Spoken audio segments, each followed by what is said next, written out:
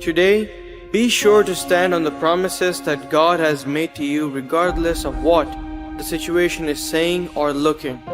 నీ పరిస్థితి ఏం చెప్తూ ఉన్నా, ఎలాగూ కనిపిస్తూ ఉన్నా, ఈ రోజున దేవుడు నీ కొరకు చేసినటువంటి వాగ్దానములను నీవు జ్ఞాపకం చేసుకో. అవి నెరవేర్చబడతాయి.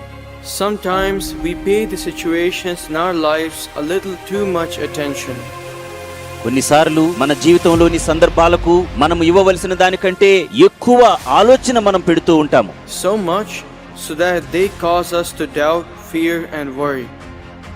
ఎంతగా అంటే మనము అనుమానించి, భయపడి, చింతించేంతగా. But God has already declared over your life that you will not be ashamed anymore. కానీ దేవుడు ఇప్పటికే నీ జీవితం పైన ప్రకటన చేస్తూ ఉన్నాడు, నీవు ఇక ఎంత మాత్రము సిగ్గుపడవు. And that your best days are just ahead of you. నీ యొక్క ఉత్తమమైనటువంటి దినములు నీకు ముందుగా ఉన్నాయి. So stand on those promises, confess those promises and be sure to give God thanks for those promises. కాబట్టి ఆ వాగ్దానములను నీవు నమ్ము, ఆ వాగ్దానాలను నువ్వు ఒప్పుకో, ఆ వాగ్దానాలు దేవుడు నీకు చేసినటువంటి వాటిని నువ్వు పొందుకో. వాటిని బట్టి దేవునికి కృతజ్ఞతాస్తుతులు చెల్లించు. Be blessed and be encouraged.